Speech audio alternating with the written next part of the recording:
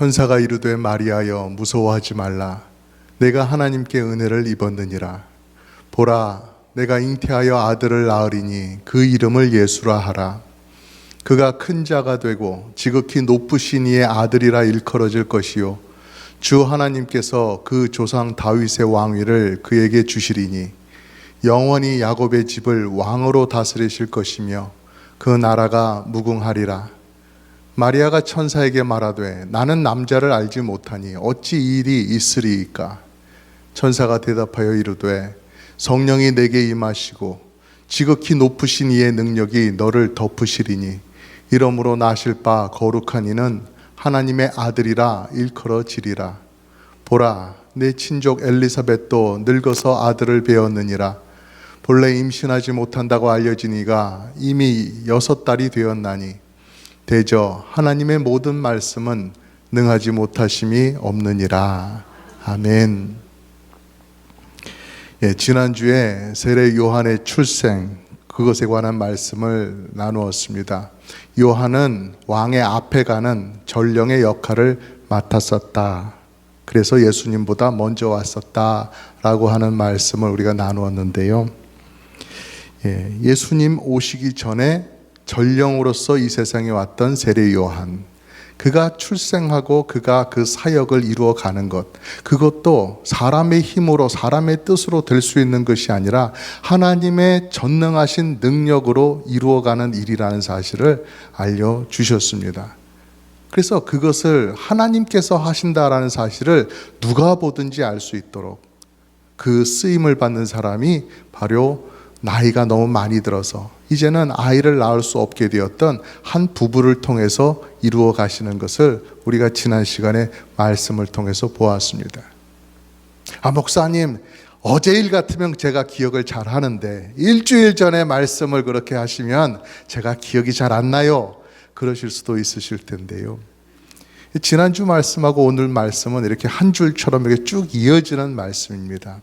그래서 오늘 말씀을 들으시면서 지난주 말씀하고 같이 이렇게 이해를 해주셔서 하나의 그림이 완성되는 것처럼 여러분 마음속에 분명하고 선명하게 그렇게 그림이 그려질 수 있기를 바랍니다.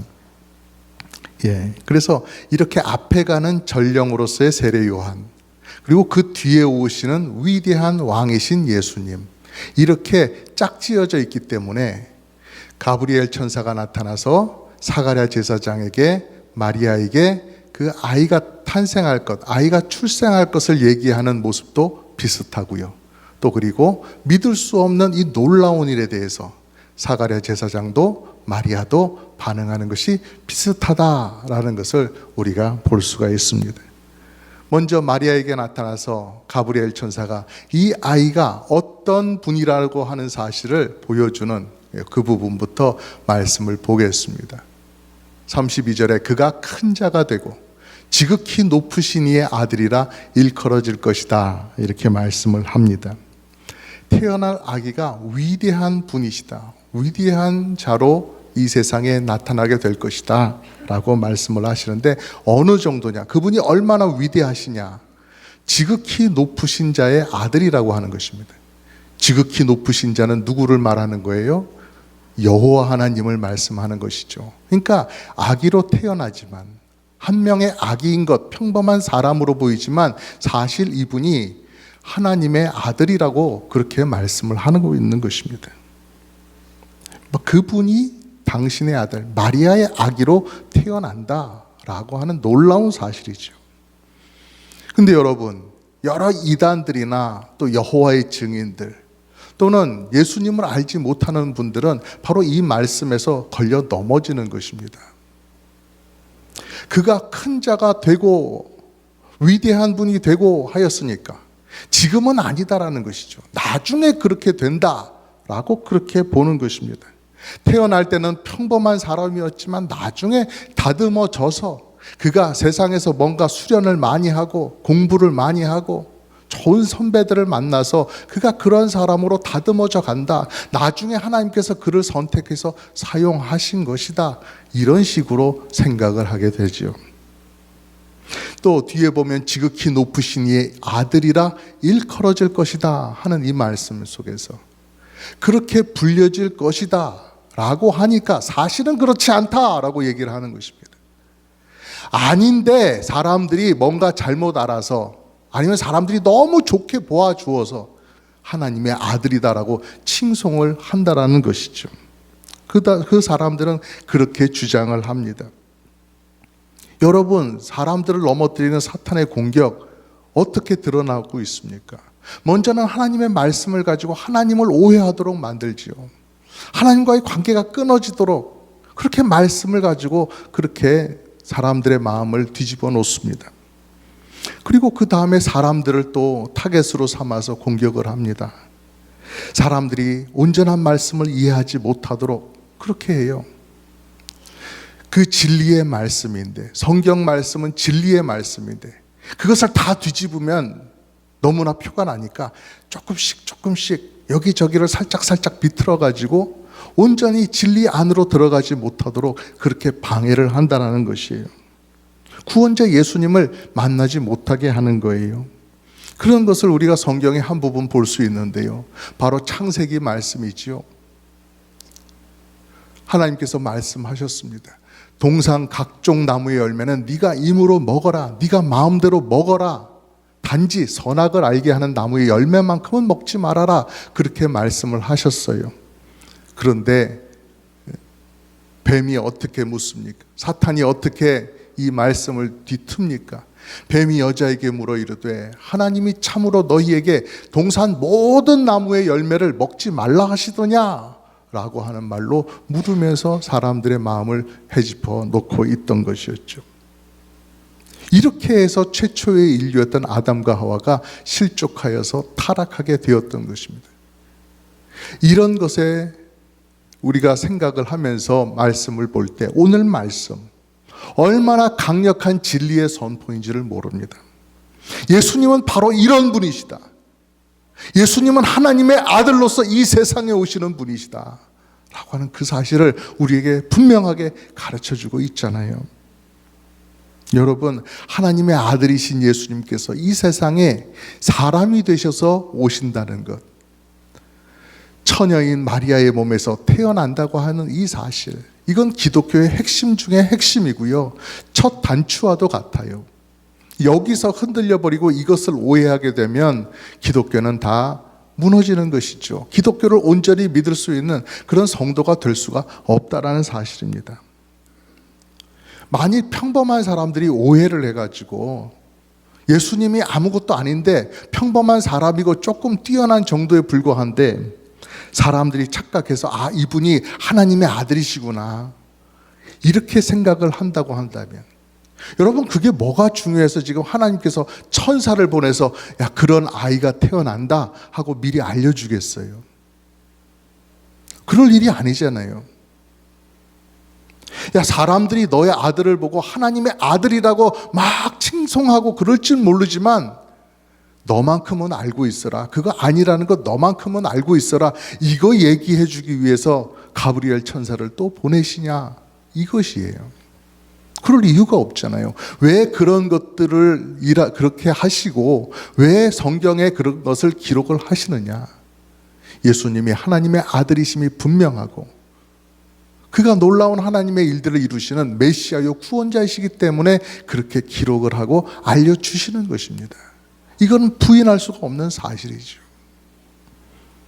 그러니까 오늘의 말씀은 한 아기가, 평범한 아기가 태어나서 그가 잘 성장해서 성숙해서 한 명의 위대한 사람이 되어가는 위대한 한 사람의 이야기가 아니라는 것이죠.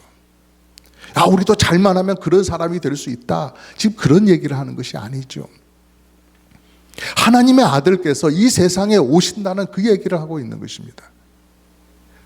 어떻게 그런 일이 일어날 수 있는가 믿지 못하겠지만 정말로 하나님의 아들께서 메시아로서 이 세상에 오셨다. 메시아의 오심, 그리고 하나님의 구원에 대한 이야기를 오늘 말씀을 하고 있는 것입니다. 여기 계신 여러분 모두 아기 예수님께서 나를 구하러 오신 메시아라는 사실, 그분이 하나님의 아들이시라는 그 사실, 그것으로 인해서 여러분 기쁨으로 성탄절을 맞이하시기를 간절히 바랍니다. 또 이어서 그렇게 오시는 예수님, 그렇게 오시는 하나님의 아들께서 어떤 일을 하실 것이라, 그것을 우리가 보면은요 32절 33절에 주 하나님께서 그 조상 다윗의 왕위를 그에게 주시리니 영원히 야곱의 집을 왕으로 다스리실 것이며 그 나라가 무궁하리라 말씀을 합니다. 하나님 아버지께서 그 아들이신 예수님에게 다윗의 왕위를 주신다고 하셨어요. 다윗의 왕좌, 다윗의 보좌를 준다고 하셨죠. 다윗의 왕이라고 하는 것이 무엇이에요? 옛날에 다윗이라고 하는 위대한 왕이 있었죠. 그가 하나님께서 주신 왕권을 가지고 백성들을 잘 다스렸어요. 하나님의 다스림을 대신해서 백성들에게 펼쳐나갔어요. 그리고 이스라엘을 대단히 부강한 나라로 만들었다는 것이죠. 그래서 그 나라가 그 다윗의 때와 같이 다시 한번 이루어질 것인데, 그것이 바로 예수님에 의해서 이루어진다.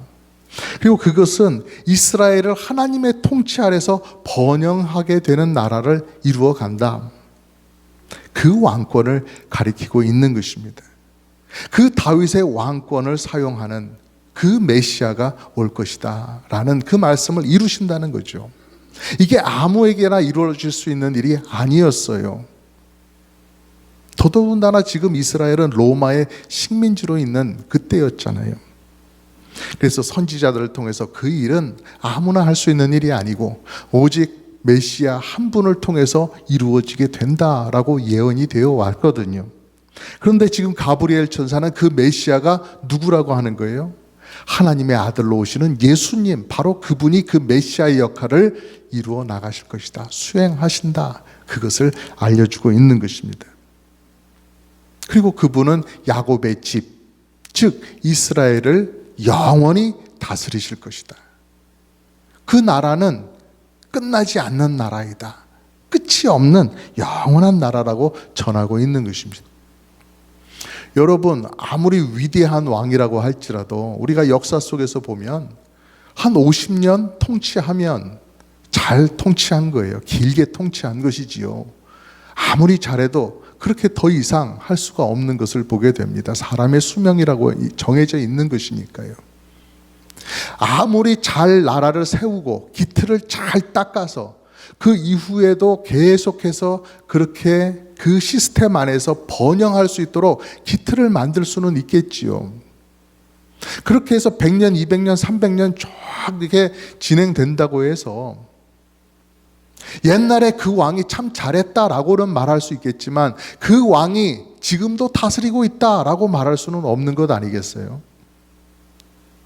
그 이후에 일어나고 있는 여러 가지 왕들, 그 자녀 대대를 통해서 그 일이 이루어지는 것이지, 옛날에 살고 지금은 죽고 없는 그 왕이 지금도 통치하고 있다라고 말할 수는 없는 겁니다.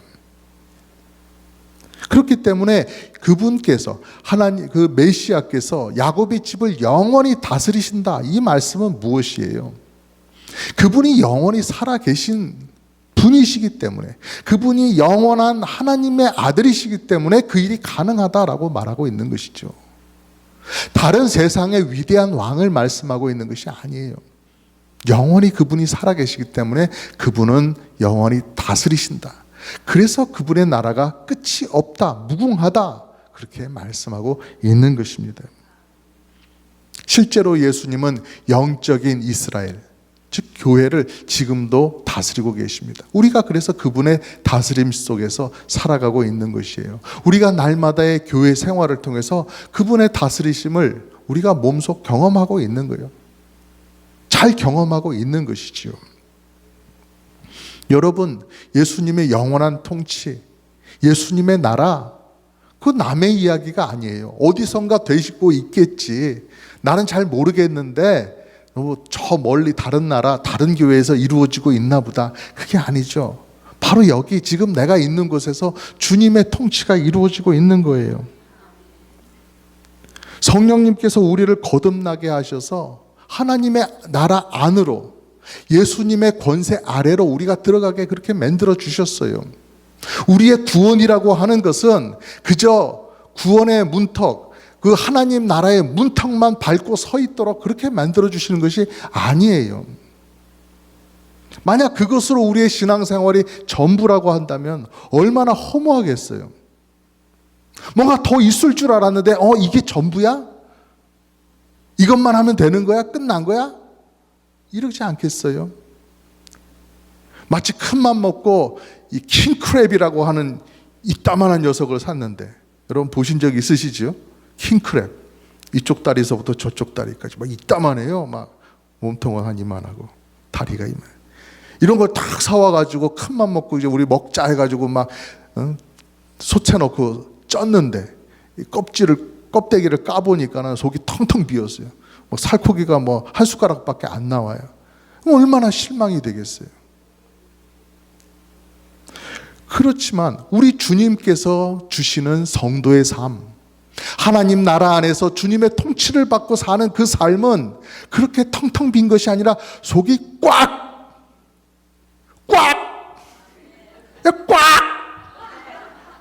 차 있는 거예요. 풍성한 거예요.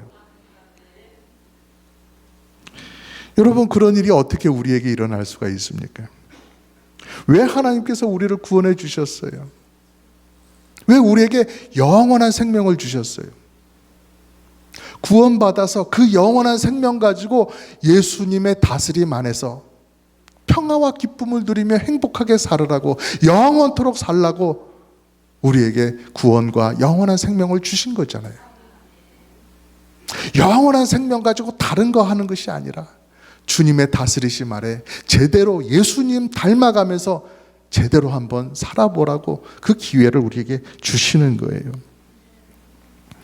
여러분, 예수님의 통치, 다스림 이러니까 좀 딱딱하게 들리고 거북하게 들리고, 이거 뭔가 나를 얽매는 거 아니야? 내가 자유가 좀 제한되는 것 아니야? 이런 생각을 좀 가지실 수도 있지만, 우리 주님의 다스리심이라고 하는 것은 그런 것이 아닙니다. 오히려 우리에게 행복을 주시는 거예요. 오히려 우리가 세상에서 방황할 때가 아니라 주님의 다스림 아래에 있을 때 우리가 더 행복해지는 거예요. 온전해지는 것이죠. 그래서 실제로 우리가 예수님을 믿으면서 그 안에서 일어나는 우리의 변화, 내게 일어나는 변화를 보면서 우리가 기쁨을 얻고 살아가는 것이죠. 죄 때문에 망가졌던 내 모습, 그게 이제 변화돼 가지고 내가 점점 거룩한 모습, 영광스러운 모습, 선한 모습, 즉 예수님의 모습으로 닮아가더라는 것이죠. 그것을 내가 보고 살아가기 때문에 기쁜 거예요. 우리가 스스로를 알잖아요. 내가 어떠한 과거를, 옛날에는 어떻게 살았는지를 알잖아요. 정말 나도 내를 감당 못한다. 우리 부모님도 나를 못 고치셨다.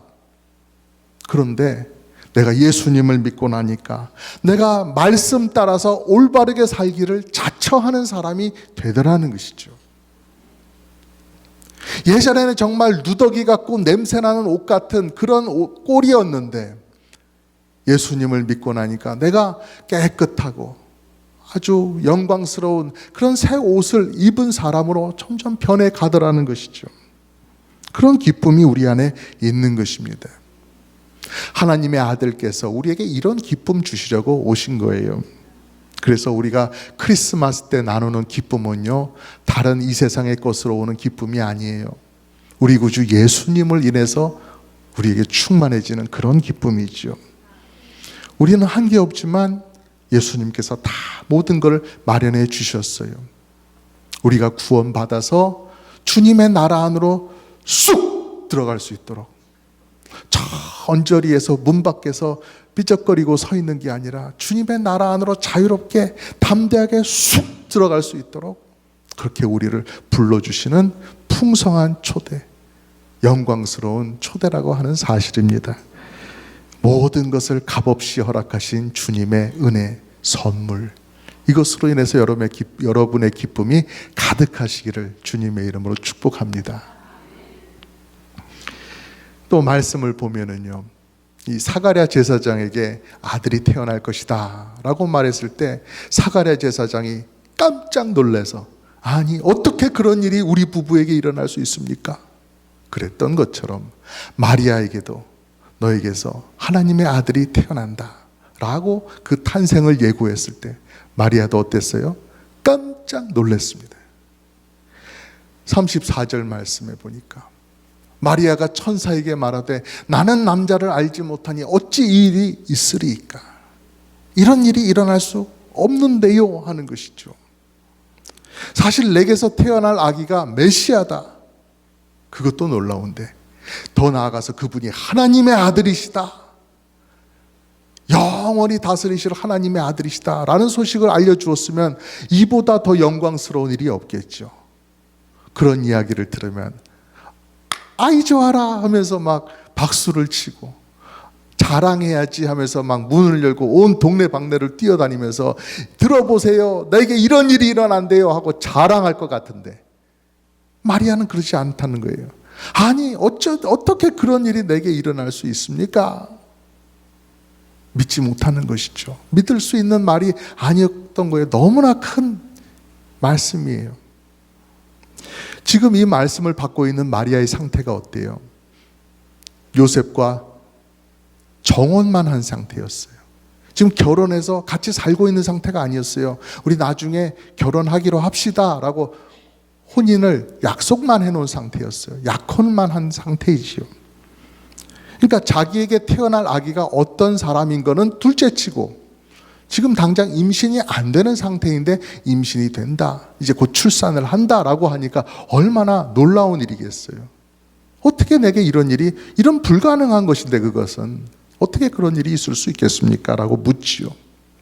그럴 때 가브리엘 천사가 하는 대답이 무엇입니까? 35절, 37절 말씀을 보면은요, 천사가 대답하여 이르되 성령이 내게 임하시고 지극히 높으신 이의 능력이 너를 덮으시리니 이러므로 나실 바 거룩한 이는 하나님의 아들이라 일컬어지리라. 대저 하나님의 모든 말씀은 능하지 못하심이 없느니라.